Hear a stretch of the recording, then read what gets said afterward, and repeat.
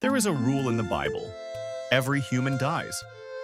From Adam to Zechariah, the pattern is the same. They live, they have children, and then the text says the inevitable words, Vayamot, and he died. This is the rhythm of Scripture, the drumbeat of mortality. Generation after generation, the same refrain. And he died. And then, there are three exceptions: Enoch, Elijah, Melchizedek. Three men who never died. Three men who escaped the fate of every other human being. But here is the question that has haunted scholars for millennia. What was so different about these three?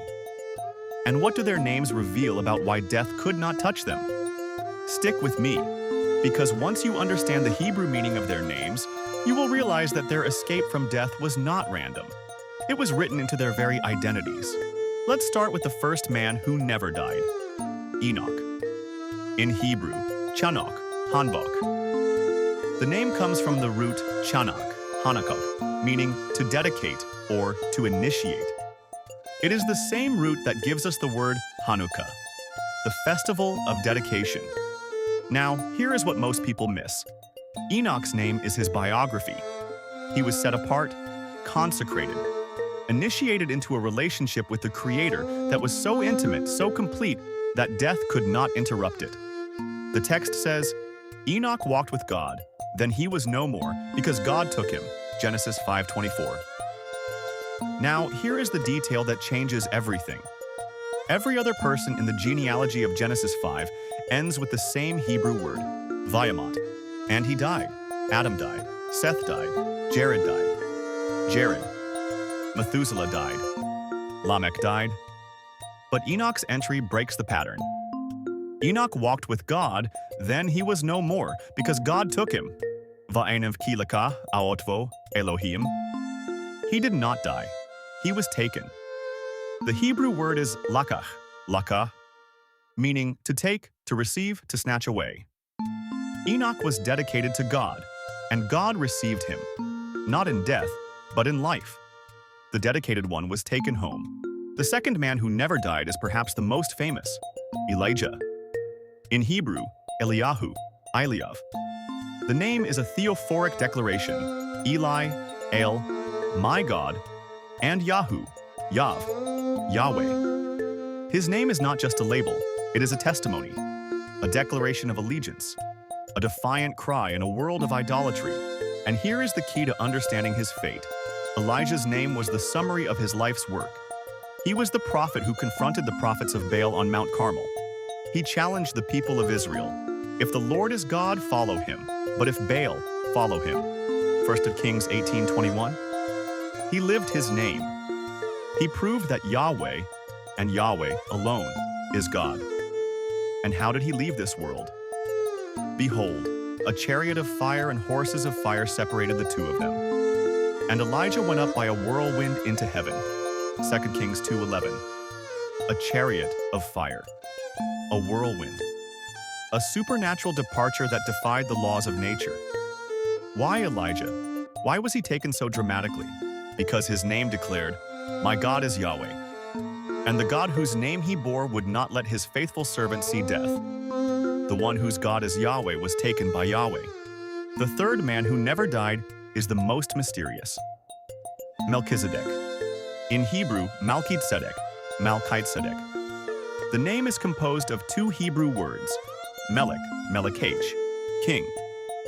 Tzedek, Tzedek, righteousness. But there is another interpretation. The form of the name, with the suffix I, can also be read as my king is righteousness. And here is where it gets truly extraordinary. The author of Hebrews writes that Melchizedek was without father or mother, without genealogy, without beginning of days or end of life, resembling the Son of God. He remains a priest forever. Hebrews 7:3.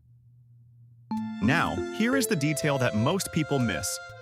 His name is not just a description of his character. It is a declaration of his eternal nature. His name means, my king is righteousness, and that king is eternal. He does not have a beginning. He does not have an end.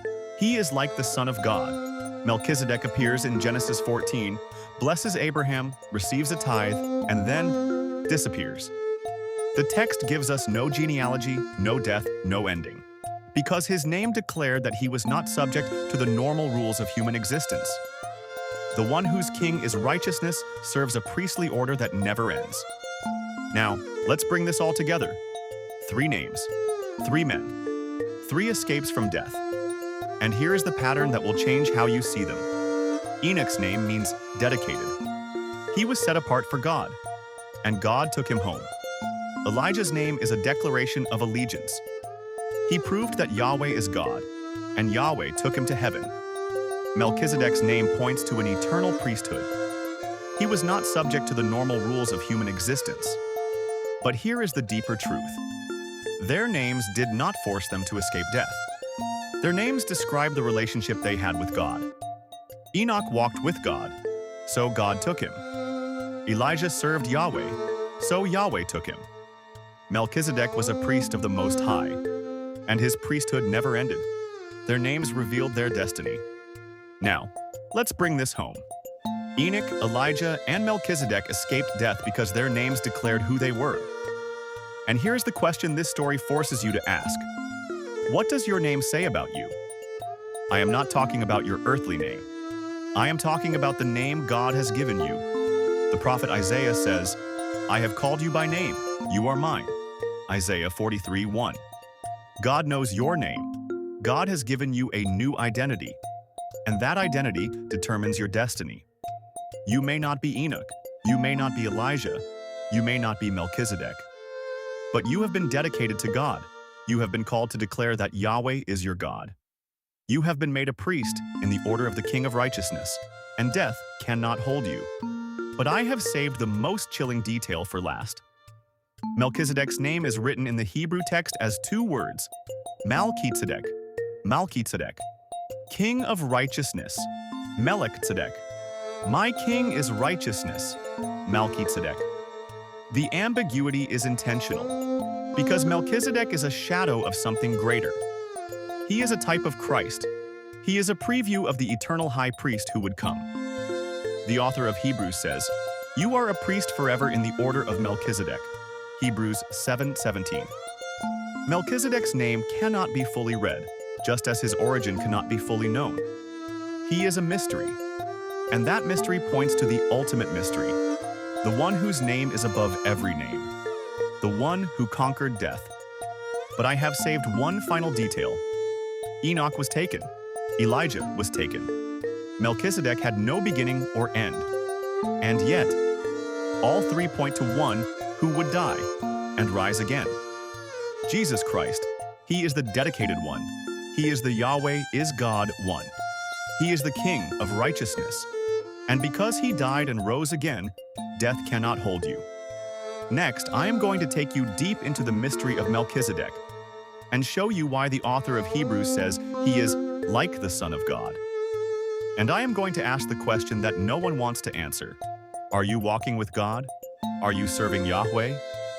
Are you a priest in the order of the king? Chanokh, Eliyahu, Malki-Tzedek. Death could not hold them.